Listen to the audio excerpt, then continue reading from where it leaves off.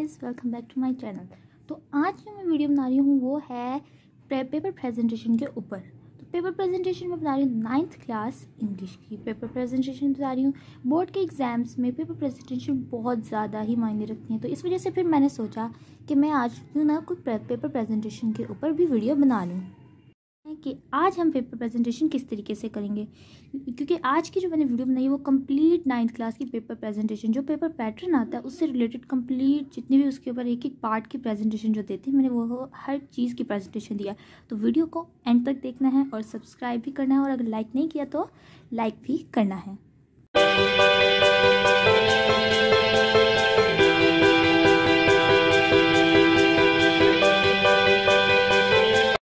अब जो सबसे पहली चीज़ आती है वो होती है हमारी मेन हेडिंग्स। हमारी इधर 9th क्लास में ये 3 मेन हेडिंग्स हैं। सबसे पहली ऐसे टाइप की, हमने अपना सब्जेक्टिव शुरू कर लिया। आप ऐसे टाइप भी लिख सकते हैं और सब्जेक्टिव टाइप भी लिख सकते हैं। फिर उसके बाद हमने इधर लिखना है सेक्शन 1, क्योंकि हम लोगों के इधर पेपर जो है वो 2 सेक्शंस में डिवाइड होता है, सेक्शन 1 और सेक्शन 2। तो सेक्शन 1 अभी हम सबसे पहले शुरू कर रहे हैं, तो इसलिए हम लिखेंगे सेक्शन 1। सेक्शन 1 का अब हम कर रहे हैं क्वेश्चन नंबर 2। तो अब हमने ये देखना है कि क्वेश्चन नंबर 2 हम लिखेंगे साथ, क्या कि एग्जामिनर को बात पता चले कि अब हमने सब्जेक्टिव शुरू की हुई है। सब्जेक्टिव के अंदर हमने सेक्शन 1 लिख रहे हैं और सेक्शन 1 के अंदर हम क्वेश्चन नंबर 2 लिख रहे हैं। अब क्वेश्चन नंबर 1 भी सब डिवाइड होता है डिफरेंट पार्ट्स में, तो ये उसका पार्ट नंबर 1, पार्ट नंबर 2 और ऐसे कंटिन्यूसली डिफरेंट पार्ट्स होते हैं। Part number 1 different short question से रिलेटेड है, तो अब हमने इंग्लिश के डिफरेंट शॉर्ट क्वेश्चंस लिखनी है। लेकिन अब हमने इसमें पूरा क्वेश्चन नहीं लिखा, आप लोग देख सकते हैं मैंने उनकी एक मेन हेडिंग लिख दी है ताकि ये पता चल जाए एग्जामिनर को कि हम क्वेश्चन कौन सा करें। और ऊपर जो नंबरिंग होती है ना, वो जो क्वेश्चन के ऊपर नंबरिंग होती है वही देनी होती है। ये नहीं अगर आप 3rd क्वेश्चन कर रहे हैं तो उसके ऊपर आप नंबरिंग 1 की देते हैं क्योंकि आपने उसे पहले स्टार्ट किया, ये नहीं। और इसका सीक्वेंस आपने बिल्कुल प्रॉपर तरीके से रखना है। अब सीक्वेंस क्या बात मैं कर रही हूँ उसके बारे में मैं आपको प्रॉपर तरीके से भी समझाती हूँ ताकि समझ आ जाए कि मैं सीक्वेंस की क्या बात कर रही हूँ और ये नंबरिंग की क्या बात कर रही हूँ। जैसा कि आप सब देख सकते हैं मैंने इसकी हेडिंग दी है हज़रत अब्दुल्ला, यानी जो क्वेश्चन था इसका पहला वो था हज़रत अब्दुल्ला से रिलेटेड। तो उन्हें पता चल गया कि ये इस क्वेश्चन की बात है क्योंकि मैंने उसके ऊपर नंबरिंग जो थी वो बिल्कुल करेक्ट दी थी। नंबर 1 था क्वेश्चन ये, तो हमने सिंपल इसका आंसर लिख लेना है। फिर सेकेंड क्वेश्चन था function of media, important function of media. तो वो क्या था, मैंने उसकी एक सेम ऐसी मेन उसके अंदर बात नहीं थी, लेकिन मैंने उस बात को एक नॉर्मल सब हेडिंग में कन्वर्ट करके इसका वो हेडिंग लिख दी है मैंने। और यहाँ पर भी जो मैंने नंबरिंग दिया वो उसके क्वेश्चन पेपर के हिसाब से ही दिया, यानी क्वेश्चन नंबर 2। लेकिन अगर ऐसा हो कि आप लोगों ने क्वेश्चन नंबर 1, 2 लिख लिया लेकिन अब आपको आगे क्वेश्चन नंबर 4 आता हो तो आपने आगे 3rd नहीं लिखना। जैसे आप लोग देख सकते हैं मैंने इधर क्वेश्चन नंबर 3rd नहीं लिखा, मैंने बल्कि 4 लिखा है। क्वेश्चन नंबर 4 जो था वो था वेयर इज़ मक्का सिचुएटेड। तो ये क्वेश्चन की मैंने मेन हेडिंग दे दी है मक्का सिचुएटेड। अब इसके नीचे मैं इसका आंसर लिख लूँगी, तो ये बन जाती है, ये होता है प्रॉपर सीक्वेंस आप लोगों ने। लेकिन इसके सीक्वेंस में एक और बात याद रखनी है कि आप लोग पेपर शुरू करें, आप लोगों ने एक चीज़ बड़े गौर से ध्यान में रखनी है कि आप लोगों के पेपर में जो क्वेश्चन लिखे होते हैं वो होते हैं क्वेश्चन नंबर 1, 2, 3, 4, 5। मैं रैंडमली 5 लिख रही हूँ लेकिन उसमें चॉइस भी आती है, तो आपने इसी सीक्वेंस को लेके चलना है। अगर आपको सपोज करें आपने इसमें से 3 क्वेश्चंस करने हैं, तो 3 में आप लोग क्या करेंगे कि अगर आपको पहला क्वेश्चन आता है, दूसरा आता है और 5वां आता है, तो आपने इस सीक्वेंस सबसे पहले पहला क्वेश्चन, फिर दूसरा और फिर 5वां। ऐसे नहीं करना कि पहले 5वां कर लिया फिर पहला कर लिया फिर दूसरा। इस तरीके से जो एग्जामिनर होता है वो थोड़ा सा कंफ्यूज हो जाता है, जिस वजह से आप लोगों के नंबर जाने के भी चांसेस होते हैं। तो इस चीज़ का बड़ा खास ख्याल रखना है कि जो सीक्वेंस इसका जो नंबरिंग का होता है, क्वेश्चंस का सीक्वेंस होता है, इसी के हिसाब से चलना है। बाकी अगर आपको ये आता है ये 2 नहीं आते तो आप लोग इन दोनों की नंबरिंग छोड़ के इसकी नंबरिंग दे के आगे वो कर सकते हैं, क्योंकि ये एक प्रॉपर सीक्वेंस में आ जाएगा और एग्जामिनर को ये बात समझ आ जाएगी कि इसको ये क्वेश्चन नहीं आते थे तो इस वजह से इसने ये छोड़ दिया। तो इस सीक्वेंस को आपने बड़े गौर से ध्यान में रख के कर। अब जो नेक्स्ट चीज़ आती है, आप लोगों के ये जो शॉर्ट क्वेश्चन होते हैं जितने भी, ये 2-2 नंबर के होते हैं, 2-2 मार्क्स के होते हैं, ठीक है ना। तो अब हमने ये 2 नंबर्स लेने के लिए हम समटाइम्स बहुत बड़े बड़े भी लिखते हैं, लेकिन आपने इस बात का खास ख्याल रखना है कि जब भी आप लोग क्वेश्चन अपना आंसर लिख रहे हों तो आपने एक 2 नंबर के हिसाब से लिखना है। यानी आप लोगों की कम से कम 3 लाइनें बहुत होती हैं 2 नंबर की, लेकिन जो एग्जामिनर होता है उनके पास एग्जैक्ट जो आंसर होता है वो नहीं होता। वो नहीं कि जो एग्जामिनर के पास जो कॉपी होती है उसके ऊपर जो आंसर लिखो ज़रूरी नहीं आपकी बुक में भी वही आंसर हो, लेकिन आपने प्रॉपर तरीके से उसको याद करना है। अपनी बातें डालने की ज़्यादा कोशिश नहीं करनी, क्योंकि समटाइम्स हम लोगों की ज़्यादा हमारी बात उस आंसर से बिल्कुल अलग हो जाती है, जिस वजह से एग्जामिनर उसे क्रॉस कर देता है और जिस वजह से हमारे नंबर जा सकते हैं। नंबर जाने से बचाने के लिए ज़रूरी है कि कम से कम आपकी लाइन 3, ये बात हो 3 लाइन्स पर। लेकिन कुछ ऐसे क्वेश्चंस होते हैं जैसे कि ये वाला, वेयर इज़ मक्का सिचुएटेड, तो इसका आंसर ज़्यादा से ज़्यादा 2 लाइन्स के ऊपर आएगा। तो अब इसको किस तरीके से सॉल्व करना है, आप लोगों ने ये नहीं करना कि कुछ लोग ऐसे करते हैं जो सिंपल इस जगह इधर आंसर लिख देते हैं, जैसे इसका आंसर सऊदी अरेबिया, तो वो कुछ लोग इधर सिंपल आंसर लिखते हैं। लेकिन आपने ऐसा बिल्कुल नहीं करना। आप लोगों ने प्रॉपर तरीके से जिसका आंसर लिखता है, जैसे that Mecca is situated in Saudi Arabia, तो ये इसका प्रॉपर आंसर बनता है, तो आपने ये लिखना है। और एक और चीज़, सबसे पहले आप लोगों ने ये देखना है कि एक लाइन के अंदर आपके कितने वर्ड्स आने चाहिए। तो आपने एक बात ख़ास ख्याल रखनी है, 4 to 6 वर्ड से ज़्यादा आपके वर्ड्स नहीं आने चाहिए इसमें, क्योंकि अगर आप इससे ज़्यादा वर्ड्स डालेंगे तो वो बहुत ज़्यादा मैसअप हो जाएगा, जिस वजह से क्या होगा कि एग्जामिनर को आपकी जो बात है उसकी प्रॉपर समझ नहीं आएगी, उसको पढ़ने में मुश्किल होगी, जिस वजह से आपके नंबर जाने के चांसेस ज़्यादा हो सकते हैं। क्योंकि एग्जामिनर को एक को पेपर चेक नहीं करना होता, एग्जामिनर को बंडल्स ऑफ पेपर चेक करने होते हैं। और उस बंडल्स ऑफ पेपर में से जब आपके पेपर में इतनी कन्फ्यूजन उसको मिलती है, तो वो ज़्यादा पढ़ने की वजह से कुछ एग्जामिनर्स सीधा सीधा क्रॉस भी लगा लेते हैं, क्योंकि उन्हें कुछ समझ नहीं आ रही होती। और आपकी हैंड राइटिंग कोशिश करें स्ट्रेट लिखें। आप लोगों ने जैसे ऐसे नहीं कुछ लिखते फिर ना, आप लोगों ने सिंपल स्ट्रेट हैंड राइटिंग लिखने की कोशिश करनी, ताकि आपका एक एक वर्ड उसमें समझ आए। जिससे क्या होगा कि एग्जामिनर को ये पढ़ने में ज़्यादा आसानी होगी इसके मुकाबले। तो आप लोग कोशिश करें आप लोगों की हैंड राइटिंग ज्वाइन ना हो, स्ट्रेट हो। इसके बाद जो नेक्स्ट चीज़ है कि जब आप लोगों की सेंटेंस आप लोगों ने अब ये कर लिया कि आपने 4 to 6 वर्ड्स आपने एक लाइन में लिख लेने। लेकिन अब हम लोगों ने जो 4 to 6 वर्ड, लेकिन हम लोगों ने लाइन किधर से तो कुछ पेपर्स में ये साइड पे ये लाइंस बनी होती हैं, तो ये ठीक है, लेकिन कुछ में आपको लगानी पड़ती हैं। तो आप लोगों ने एक बार गौर से देखनी है कि जब वो आप लोगों के स्टेपल कर रहे थे, आपने इस साइड वाली लाइन ज़्यादा चौड़ी लगानी है इसके मुकाबले, क्योंकि इधर से आपका जो पेपर होता है वो स्टेपल हो रहा होता है, तो इस वजह से स्टेपल हुआ होता है, तो आपके वर्ड्स गुम हो सकते हैं। इस वजह से आपने, अगर आपको खुद लगानी पड़े तो आपने ज़रूर ऐसा करना है। जो उनकी लगाई होती है तो इस तरह से चौड़ी ही लाइन होती है। फिर उसके बाद जो अगली चीज़ है, आप लोगों ने डायरेक्ट इधर से शुरू नहीं करना। आप लोगों ने जो इतना पार्ट होता है ना इसका, इतनी लाइन जो ऑलमोस्ट होती है, इसको आपने छोड़ देना और उससे आगे से आपने शुरू करना। और इधर से भी कोशिश करें ऑलमोस्ट इतना तो आप लोग छोड़ दें, और फिर उसके बाद लिखना। और आप इसको कोशिश करें कि सेंटर में लिखें, जिससे क्या होगा कि आपकी पेपर प्रेजेंटेशन बहुत अच्छी लगेगी। और जो मेन चीज़ होगी ना, मेन उसके अंदर बात, उसको आपने किसी भी सिंपल मार्कर से लिख लें, या फिर आप कट मार्कर से, लेकिन 604 मार्कर से लिख लें। उससे क्या होगा कि एग्जामिनर को पता चल जाएगा कि इस क्वेश्चन की जो मेन बात है, जो पूरी बात एक वर्ड से एक्सप्लेन हो रही हो, वो आपने उसमें लिख लेनी है। जैसे इंपॉर्टेंट फंक्शन ऑफ ये मीडिया का ये जो आंसर आता है, उसमें आएगा कि वो हमें प्रोवाइड करता है इंफॉर्मेशन। तो ये मैंने बाकी सारा मैंने रेड में लिखा हुआ है, लेकिन मैंने इसको ब्लू कर दिया, जिससे इन सब में ये एक अलहदा सा जो वर्ड है ये ज़्यादा जाहिर हो रहा है बाकी सब के मुकाबले। इससे क्या होगा, उसे पता चल जाएगा कि उसकी मेन बात है, तो उसे ज़्यादा पढ़ना नहीं पड़ेगा। और जिस वजह से अगर उसे इस तरह ज़्यादा पढ़ना नहीं पड़ेगा, तो वो एग्जामिनर आपको उस कम टाइम लेगा और आपको उसे समझ आ जाएगी कि इसको ये पूरा आंसर आता है। और फिर वो आपका आगे वाले पेपर में, क्योंकि जब उसका माइंड बिल्कुल फ्रेश हो जाएगा, क्योंकि उसे हर चीज़ पढ़ने में आसानी लगेगी, तो आपके पेपर में नंबर्स आने के चांसेस ज़्यादा होते हैं। तो अब हम नेक्स्ट पेज देखते हैं, क्योंकि एक पेज के ऊपर मैंने बहुत कुछ बता दिया। अब नेक्स्ट पेज जो है, इसके अंदर भी सेम यही बात है। नेक्स्ट पेज के अंदर आप लोग देख सकते हैं, मैंने क्वेश्चन नंबर 6 और उसके बाद डायरेक्ट 8 के मैंने ये बताने के लिए किया कि देखिए मेरा सीक्वेंस तो सिंपल जा रहा है 1 to 8 तक, लेकिन मैंने क्या किया, जो उनसे मुझे क्वेश्चंस आते थे मैंने वो लिख लिए, और जो नहीं आते थे उनको स्किप कर दिया। लेकिन मेरा सीक्वेंस ख़राब नहीं हुआ, तो इस वजह से जब भी एग्जामिनर के पास जो कॉपी होगी उसके अंदर वो देखेगा क्वेश्चन नंबर 1 तो उसे मिल जाएगा, क्वेश्चन नंबर 2 देखेगा वो भी मिल जाएगा, 3 नहीं होगा तो वो 4 में उसको मिल जाएगा, उसके बाद 5 नहीं होगा 6 में उसे मिल जाएगा। तो उसे ज़्यादा आगे पीछे अपनी कॉपी को करने की ज़रूरत नहीं पड़ेगी, जिस वजह से उसका टाइम भी बचेगा और वो आपका पेपर उसको चेक करने में भी आसानी होगी और आपके नंबर ज़्यादा आने के चांसेस भी इसमें ज़्यादा होंगे। लेकिन आपको तैयारी करनी ज़रूरी है, क्योंकि सिर्फ पेपर प्रेजेंटेशन से कुछ नहीं होता, तैयारी भी बहुत ज़रूरी होती है। अब जो एक और मेन इंपॉर्टेंट चीज़ है वो ये है, ये एंडिंग लाइन। ये जो एंडिंग लाइन मैंने इसलिए लगाई है ये बताने के लिए कि हम लोगों का ये जो क्वेश्चन नंबर 2 है ये कंप्लीट हो चुका है। क्वेश्चन नंबर 2 कंप्लीट हो चुका है, इस वजह से हमने इस पूरे क्वेश्चन की एक काफ़ी लंबी लाइन ड्रॉ कर लिया।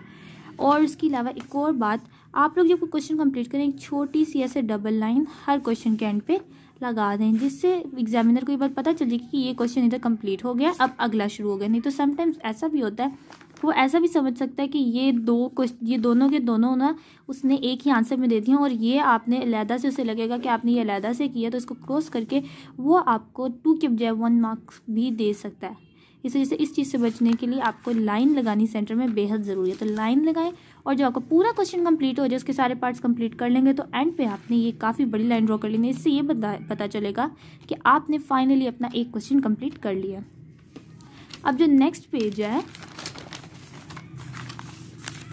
नेक्स्ट पेज के अंदर देखते हैं, अब हमारे सेक्शन नंबर 1 कंप्लीट हो चुका है और सेक्शन नंबर 2 की बारी आ गई है। अब सेक्शन नंबर 2 के अंदर हमारा जो है वो क्वेश्चन नंबर 3 है। अब क्वेश्चन नंबर 3 भी 2 पार्ट्स में डिवाइड हो गया। 3 थे इसके अंदर हमें पार्ट्स, जिसमें से हमें 2 करने थे। मैंने प्रॉपर सीक्वेंस चला है। ऐसा भी हो सकता है कि आपको बी और सी आता हो, या ए और सी आता हो, या ए बी सिंपल, तो आपको जैसे आता है आपने उसके हिसाब से, जैसे समझें अगर आपको ए और सी आता है तो आप इधर बी नहीं लिखेंगे, सी लिखेंगे, और आपको बी और सी आता है तो आप इधर बी लिखें, बी वाला लिखेंगे, और इधर सी वाला लिखेंगे, इस तरीके। और इसके बाद ए बी में तो आपने सिंपल, तो लेकिन आपने अंदर जो क्वेश्चन नंबर ए सब्जेक्टिव में होगा, आपके जो क्वेश्चन पेपर के अंदर होगा, वही आपने लिखना है। और क्योंकि ये ट्रांसलेशन वाला था तो इस वजह से मैंने ट्रांसलेशन पैराग्राफ का सिंपल लिख लिया, पहले 2-3 वर्ड, और ये डॉट से रिप्रेजेंट कर दिया कि काफ़ी बड़ा पैराग्राफ है, और ऑफ फेथ लिख के ये कंप्लीट कर दिया, इसको बंद कर लिया इस सेंटेंस को, जिससे क्या होगा कि एग्जामिनर को उधर लिखा हुआ सारा मिल जाएगा और उसकी कॉपी के ऊपर सारा आंसर भी मिल जाएगा। और उसके आपने, क्योंकि बिल्कुल प्रॉपर तरीके से आपने उसकी हेडिंग दी होगी, प्रॉपर नाम दिखा होगा, तो एग्जामिनर को पता चल जाएगा कि आप कौन सा क्वेश्चन कर रहे हैं। फिर उसके बाद आप लोगों ने इसके सामने ट्रांसलेशन लिखनी शुरू कर देनी है। तो ट्रांसलेशन में भी आपने सेम चीज़ करनी है कि आपने इतनी जगह छोड़नी है और इसकी भी थोड़ी सी जगह छोड़नी है। ये ज़्यादा हो गया, आप थोड़ी सी जगह भी छोड़ सकते हैं, और आप कोशिश करें कि हर में ऐसे कर लें, सेंटर में बिल्कुल। और अगर नहीं कर सकते तो बाकी अब आप जब यहाँ से कर लेंगे तो फिर, लेकिन आपने थोड़ा सा इधर से ना गैप रखना है। और एक और चीज़, आप लोग जब भी लिख रहे हो तो आपने इस तरीके से बाहर नहीं निकालना।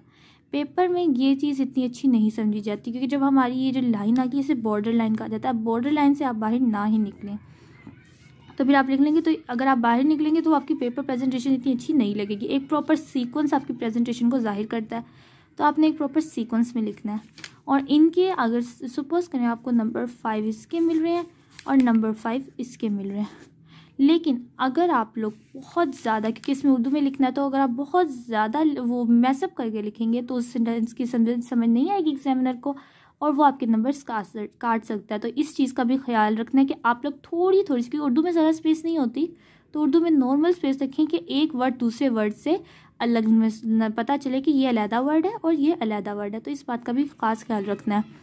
और उसके अलावा तो ये हमने 2 कर लिए, और ये भी सेम उसी तरह एक क्वेश्चन कंप्लीट हो गया, तो एंडिंग लाइन हम लोगों ने प्रॉपर ड्रॉ कर दिया। इसके अंदर भी आप लोग इधर कर सकते हैं कि इसमें इधर एंड पर आप लोग ऐसे लाइन ड्रॉ कर सकते हैं। नेक्स्ट जो चीज़ आती है वो क्वेश्चन नंबर आपका 4 आता है, जिसके अंदर आप लोगों ने करनी है समरी। अब आप लोगों ने ऐसे ही लिखना है, question number 4 summary, then daffodils. जो समरी जोन सी भी होगी ना उसका नाम लिख लेना। हमारी समरी डैफोडिल्स में लिख रही हूँ, तो आप लोगों ने इधर डैफोडिल्स लिख लेना। और आप लोग इधर ये भी लिख सकते हैं कि ये जिसने ये लिखी है पोएम, उसका आप लोग नेम भी लिख सकते हैं। तो बाय विलियम, और आगे जो उसका कंप्लीट प्रॉपर नेम है आप लोग वो लिख लें। मैं पूरा नहीं लिख रही, बस बताने के लिए करें। तो फिर इसके अंदर भी आप लोगों ने हमेशा कोई भी पैराग्राफ शुरू करने से पहले ये ज़रूरी है कि आप आगे की थोड़ी सी जगह को खाली छोड़ दें। इससे आगे से आप लोग अपना प्रॉपर सारा लिखना शुरू कर लें। अब बारी आती है क्वेश्चन नंबर 5 की। क्वेश्चन नंबर 5 जो है वो है हमारा इडियम्स। आप सेंटेंसेस भी लिख सकते हैं और इडियम्स भी लिख सकते हैं। इसके अंदर आप लोगों ने इधर करके इनके नेम नंबरिंग दे देनी है कि ये 1 है, ये 2 है, ये 3 है, ये 4 है, ये सारे अपने सेंटेंस। और इधर आप लोग सिंपली सेंटेंस लिख लें। इसके अंदर भी हमने इधर से मैंने शुरू किया क्योंकि ये एक हेडिंग के तौर पर हमने लिया, तो मैं इस हेडिंग से 1-2 वर्ड से नीचे से भी शुरू कर सकते हैं और इधर से भी शुरू कर सकते हैं। और फिर उसके बाद आप लोग ऑलमोस्ट थोड़ी सी जगह इधर साइड पे आप लोग स्पेस छोड़ा करें, जिससे क्या होगा आपका वर्ड्स वाज़िया एक्सप्लेन होगा। और इससे आप लोगों के ज़्यादा वो वर्ड्स आपस में मिलेंगे नहीं, क्योंकि आप लोगों के पास, क्योंकि जब आप लोग यहाँ पर भी स्पेस छोड़ेंगे और यहाँ पर भी स्पेस छोड़ेंगे तो आप लोगों को सेंटर में कुछ ही वर्ड्स आएंगे, और अगर आप उनके अंदर थोड़ा सा फासला रख लेंगे तो इजीली एग्जामिनर को एक बात समझने में आसानी होगी। और आपका एक सेंटेंस जो कि आपको और मेरे ख्याल 2 मार्क्स का होता है, तो उसमें क्या होगा, आप लोगों को प्रॉपर तरीके से आपके एक एक वर्ड की एक्सप्लेनेशन को समझ आ जाएगी एग्जामिनर को, और आपका सेंटेंस भी बड़ा लगेगा, तो आपके 2 मार्क्स इजीली। उसके अलावा वैसे ये इसका इतना कोई इशू होता नहीं, छोटे सेंटेंस में भी 2 नंबर्स मिल जाते हैं। फिर इधर भी सेम वही चीज़ करनी है, सारा वही करना है। जब ये कंप्लीट हो जाए इसके इधर भी एंडिंग लाइन लगा देनी है, क्योंकि ये हम लोगों ने क्वेश्चन कंप्लीट कर लिया है। अब जो नेक्स्ट आती है चीज़ वो आते हैं क्वेश्चन नंबर 6 जो कि है लेटर। इसके अंदर 3 चीज़ें आती हैं, एक लेटर आता है, एक स्टोरी आती है, और एक आती है हमारे पास डायलॉग। आपको जो इजी लगे आप लोग वो करें, लेकिन मैं सजेस्ट करूँगी कि आप लोग लेटर करें, क्योंकि लेटर करना ज़्यादा आसान होता है वो एज़ कम्पेयर टू स्टोरी और डायलॉग। तो आप लोग लेटर करें। और अगर आप लोग ये चीज़ देखें तो सबसे ज़्यादा ईजी अगर आप लोगों ने कोई चीज़ करनी है तो वो ये लेटर ही आएगा। अगर आपने उसे थोड़ी सी आप मुश्किल कर सकते हैं तो आप लोग डायलॉग कर लें। और अगर आप ज़्यादा मुश्किल भी कर सकते हैं, आपके टेंसेस बहुत अच्छे हैं, तो फिर आप लोग स्टोरी की तरफ जाएं। लेकिन मैं सजेस्ट करूँगी ये कर लें, क्योंकि इसमें नंबर्स कटने के चांसेस बहुत कम होते हैं as compared to both of them.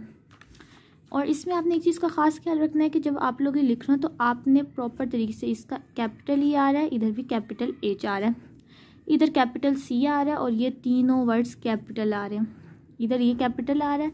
और डेट आपने प्रॉपर लिखनी है जो सही डेट होती है। और इसके लास्ट में आपने एग्जामिनेशन हॉल के लास्ट में हमेशा कॉमा लगाना है, और इसके इधर आपने लास्ट में डॉट लगाना है, ठीक है। क्योंकि आप लोग ये एग्जाम दे रहे हैं, आप रियल में किसी को लेटर नहीं लिख रहे, तो इसलिए हमेशा इधर एग्जामिनेशन हॉल आएगा जिसकी लास्ट में आपका कॉमा आएगा, और इधर आप लिखेंगे सिटी ABC, क्योंकि आपको अपनी सिटी का नेम लिखने की ज़रूरत नहीं है इसमें, तो आप ABC लिख के इधर आप डॉट लगा लें। और जो उस वक्त डेट चल रही होगी आपने वो वही डेट इसके अंदर लिखनी है। जैसे आज February 1, 2021 है, तो मैंने वो डेट लिख लिया। अब जिनको लेटर लिखा जा रहा है, लेटर किसको लिखा जा रहा है, टू योर मदर, तो हमने क्या कर दिया, डियर मदर। अब आगे अस्सलाम वालेकुम, और आगे जितना भी आपका सेंटेंस है वैसे ही करना है, लेकिन आपने साइडों से थोड़ी सी स्पेस आप लोगों ने छोड़ देनी है, जिससे क्या होगा, आपका एक एक वर्ड वाज़िया होगा। और आपने सेंटर में भी थोड़ी सी स्पेस देनी है, ताकि आपके जो 4 to 6 वर्ड्स का टारगेट है वो उसमें ईजिली आ जाए, और आपका एक एक वर्ड एग्जामिनर को प्रॉपर तरीके से समझ आए। और आपने स्ट्रेट हैंड राइटिंग लिखनी है, जैसे मैंने हर जगह इधर आपको स्ट्रेट हैंड राइटिंग यूज़ करके दिखाई है। इस एस को ना देखें, क्योंकि ये एस गलती से मैंने इसको सेट किया था, लेकिन बाकी मेरा सारा स्ट्रेट है, तो ये एस इसके साथ किसी के साथ मिल नहीं रहा, तो मेरा एक एक वर्ड तब भी वाजिया हो रहा है। तो योर सिंसियरली लिख लें, योर्स ओबीडेंटली लिख लें, नहीं ओबीडेंटली तो नहीं आएगा, खैर अफेक्शनेटली लिख लें, तो जो भी आएगा आप। और साथ आपने अपना नेम के बजाय मैं सजेस्ट करूँगी XYZ लिखें, तो वो बहुत बेटर है। फिर उसके बाद आप लोगों ने इसके एंड पे एंडिंग लाइन ज़रूर ड्रॉ करनी है, क्योंकि ये आपका क्वेश्चन नंबर 6 जो है ये भी कंप्लीट इधर हो जाएगा। अगर आप एंडिंग लाइन ड्रॉ नहीं करेंगे तो फिर उसके बाद क्या होगा, एग्जामिनर को पता ही नहीं चलेगा कि आपका कौन सा क्वेश्चन कब कंप्लीट हुआ है, तो इससे किसी को समझने में ज़्यादा आसानी होगी। और अगर आपका पेपर बिल्कुल वाज़ा खुला हुआ और एग्जामिनर के सामने बिल्कुल ईजी वे में रखा होगा, उसको एक एक चीज़ की प्रॉपर समझ आ रही होगी, तो आपके ज़्यादा नंबर लेने के चांसेस भी अच्छे होंगे। और इससे क्या होगा कि एग्जामिनर को जब आपका सारा पेपर अच्छा लगेगा तो वो क्या करेगा, अगर आपकी कोई चीज़ उसमें गलत भी होगी तो चांसेस ऐसे भी हैं कि वो आपको 1 या 2 नंबर खुद से दे दे। अब बारी आती है क्वेश्चन नंबर 7 की। क्वेश्चन नंबर 7 जो है वो है कॉम्प्रीहेंशन पैसेज। आप लोग कॉम्प्रीहेंशन पैसेज भी लिख सकते हैं और पैसेज भी लिख सकते हैं। मैंने तो अपने एग्जाम्स में कॉम्प्रीहेंशन पैसेज लिखा था, लेकिन आप लोग सिंपल पैसेज भी लिख सकते हैं एक नॉर्मल हेडिंग के तौर पर। फिर उसके बाद अगर आप चाहें तो उस पैराग्राफ को उसी तरीके से आप थोड़ा सा इधर लिख सकते हैं, जैसे मैंने लिखा वन डे अगल, फिर ये साइड डॉटेड लाइन से शो करके आगे हर पॉकेट उसको कंप्लीट कर दिया, मैंने बंद कर दिया उस पैराग्राफ को, जिससे क्या हुआ एग्जामिनर को इजीली समझ आ जाएगी कि ये वाले पैराग्राफ की बात हो रही है। लेकिन आप नहीं भी लिखें तो कोई मसला नहीं होगा, क्योंकि ये पैसेज उसके अंदर एक सिंगल ही होता है। आप डायरेक्ट क्वेश्चन भी शुरू कर सकते हैं। आप क्वेश्चन के अंदर क्वेश्चन नंबर 1 लिखा और उसकी जो हमने हेडिंग लिखी वो हमने उसके हिसाब से लिख ली। आप पूरा क्वेश्चन भी लिख सकते हैं, क्योंकि इनकी हेडिंग लाना थोड़ा सा मुश्किल होता है, क्योंकि वो इतने छोटे से क्वेश्चन होते हैं, तो उनके अंदर समटाइम्स हेडिंग ढूंढना थोड़ा सा मुश्किल होता है। तो आप लोग ऐसे भी कर सकते हैं। मैंने सिर्फ 3 के होते 5 क्वेश्चन हैं, लेकिन आप लोगों को क्योंकि अब तक समझ आ गई होगी इस वजह से फिर मैंने 3 पर इसको सम अप कर दिया। आप लोगों के 5 के 5 क्वेश्चन ही आप लोगों ने करने हैं। सेम वैसे ही सिंपल आंसर लिखना है, थोड़ी सी स्पेस छोड़नी है। यहाँ पर सबसे पहली लाइन में आपने स्पेस थोड़ी ज़्यादा छोड़नी है, उसके बाद थोड़ी सी स्पेस में ही काम कर चल जाएगा। और इस साइड पे भी आपने बिल्कुल थोड़ी थोड़ी सी स्पेस छोड़नी है, जिससे क्या होगा आपका एक वर्ड पता चल जाएगा कि आपने एक प्रॉपर आंसर लिखा है और आपके आंसर का सीक्वेंस अच्छा लगेगा। इधर भी आपने सेम वही चीज़ करनी है। आप लोग कोई भी हेडिंग दे तो उसके नीचे लाइन ज़रूर लगा लें, लेकिन बहुत से लोग आपको सजेस्ट करेंगे कि आप लोग कटने मार्कर से जो मोटी सी लाइन होती है वो लगाएं, लेकिन मुझे ज़्यादा अच्छी इस लाइन के मुकाबले ये वाली लगती है। तो आप लोग जौन सी भी लाइन पसंद करते हैं आप लोग वो लगा सकते हैं। फिर आपने क्या करना है, यहाँ पर भी सेम वही चीज़ है और यहाँ पर आप लोगों ने वैसे ही ज़्यादा स्पेस पहले छोड़नी है, फिर कम स्पेस छोड़नी है और फिर सारा क्वेश्चन लिख लेना है। इसमें भी आपको 10 मार्क्स होते हैं, हर एक क्वेश्चन के आपको 2 मार्क्स मिलते हैं। तो आप लोगों ने सेम उसी तरीके से करना है, एक लाइन में 4 to 6 वर्ड्स।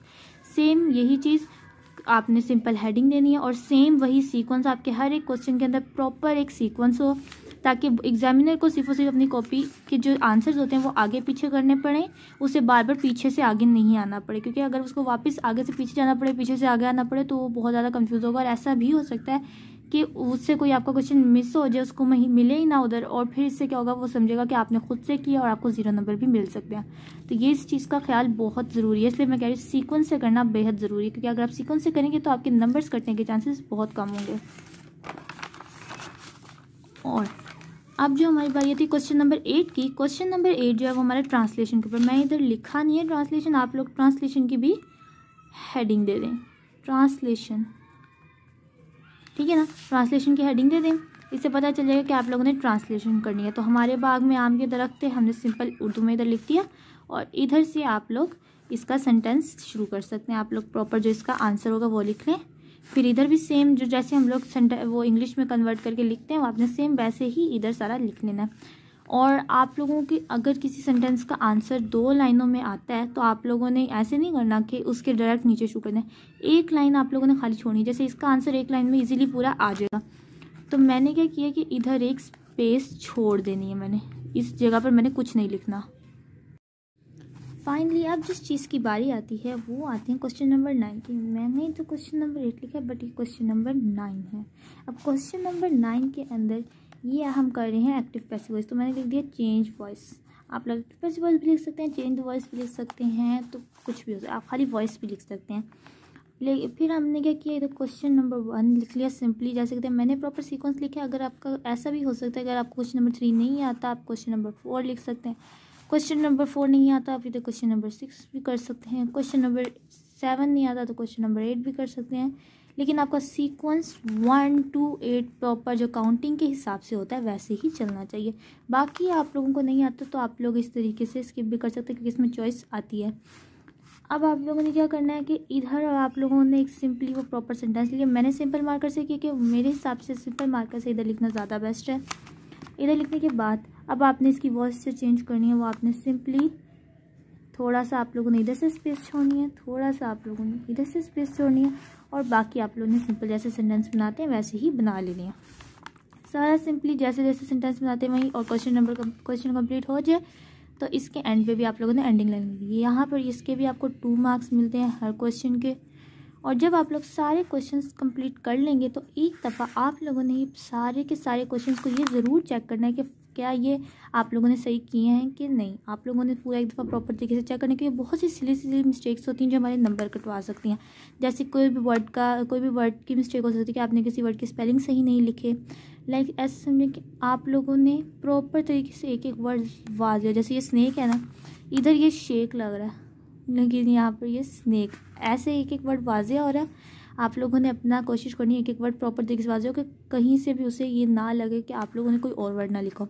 जैसे बहुत जगह 0 को मैं तो ऐसे लिखा कर जिससे सबको लगता था 6, तो आप लोगों ने पूरा 0 बनाने की कोशिश करनी है। या फिर तो इससे छोटी छोटी सी मिस्टेक्स होती हैं जिसकी वजह से हमारे नंबर कट सकते हैं। तो आपने उन चीज़ों को प्रॉपर तरीके से देखना है कि क्या आप लोगों ने वो मिस्टेक्स तो नहीं कहीं की। अगर वो मिस्टेक्स, और फिर जब आप सारा कंप्लीट चेक कर लें उसके बाद आप लोगों ने क्या करना है, फिर जितने भी पेजेस रह जाएंगे आपके पेपर में, बोर्ड के पेपर में, उधर आपने पूरी सिंपली लाइंस ड्रॉ कर लेनी है। जिससे क्या होगा, एग्जामिनर को ये पता चल जाएगा कि ये पेजेस खाली रह गए थे, तो उसने ये लाइंस ड्रॉ करके ये बता दिया कि इन पेपर्स को उसने यूज़ नहीं किया, और ताकि वो कोई भी यूज़ ना कर सके। तो आपने सिंपली लाइन लगा देनी। लाइन लगाना ज़रूरी होता है। और जैसे जैसे अब आपकी कोई लाइन नहीं यूज़ हो रही, तो उसके ऊपर आपने एंड पे एंडिंग लाइन के बाद आपने ये कर लेना, ताकि आप लोगों का सब एग्जाम को साफ साफ पता चल जाए कि ये हो गया। और अगर आप लोग इसके एंड पे लिख दें पेपर कंप्लीट, तो इससे क्या होगा, एग्जामिनर को पता चलेगा कि यहाँ पर पेपर कंप्लीट हो चुका है, और अब आपको उसे कोई ज़रूरत नहीं है आपका आगे का चेक करने की। वो अगर आगे चेक कर भी लेगा तो उसे खाली पेजेस के अलावा कुछ नहीं मिलेगा। पेपर में आप लोगों ने बहुत सी बातें हैं जिनका आप लोगों ने बेहद ख्याल रखना है। आप लोगों ने ब्लैक या ब्लू मार्कर के अलावा कोई मार्कर यूज़ नहीं करना। जैसे मैं इधर रेड पॉइंटर यूज़ कर रही हूँ, लेकिन आप लोगों ने रेड पॉइंटर को यूज़ नहीं करना। आप लोग कोई भी बॉल पॉइंट यूज़ कर सकते हैं, बट वो हो ब्लू या फिर ब्लैक। ब्लू या ब्लैक के अलावा आपने कोई पेन यूज़ नहीं करना। आपने करने हैं तो सिर्फ मार्कर यूज़ करने हैं, वो भी blue black. Ink pen use करना है तो ब्लू ब्लैक, और बॉल पॉइंट यूज़ करना है वो भी ब्लू ब्लैक। और आप लोगों ने रिमूवर का बिल्कुल भी यूज़ नहीं करना। रिमूवर को बिल्कुल भी यूज़ नहीं करना, क्योंकि हमारे जो पेपर्स चेक होते हैं जितने भी, वो क्या होता है कि आप लोगों ने जैसे कहीं पर रिमूवर किया, जैसे ये मेरा गलत हो गया बट मैंने इसको रिमूव कर देना है, और 2 से 3 महीने के बाद जाके पेपर्स हमारे चेक होने शुरू। अब आप लोगों ने एक चीज़ नोट की होगी कि इधर जो है, मैं जितनी भी लाइनें छूटी हैं मैं उसके ऊपर किसी किस्म की हेडिंग नहीं दे रही। इधर जो लाइनें छोटी हैं मैंने उन्हें छूटा रहने दिया। इधर मैं किसी किस्म की भी हेडिंग वगैरह, यहाँ से मैं क्वेश्चन कर सकती थी ना, मैं क्वेश्चन लिख लूँ, क्वेश्चन नंबर 1, क्वेश्चन नंबर 2 वगैरह, लेकिन मैंने ऐसा नहीं किया। तो आप लोगों ने भी करना है कि जब लास्ट में 1 से 2 लाइन होगी, आप लोगों ने इसको नहीं, इधर आपने किसी भी किस्म की हेडिंग दे दी। कि बहुत चांसेस होते हैं कि हमारे एग्जामिनर को कुछ समझ अगर ना आए तो आपके नंबर इधर से कटने के बहुत चांसेस हो सकते हैं। कभी कभार ऐसा हो सकता है कि आपके वो नंबर काट दे। तो आप लोग इतनी जो 2-3 बीच में अगर लाइनें बच जाएँ तो आप लोगों ने उसे नहीं करना। लेकिन अगर ऐसे सपोज करें कि ये इधर ही कंप्लीट हो गया तो ये इतनी सारी बचती तो आप इधर से शुरू कर सकते हैं। लेकिन इधर मेरी 2 से 3 बच रही थी तो मैंने इसलिए इसको छोड़ दिया।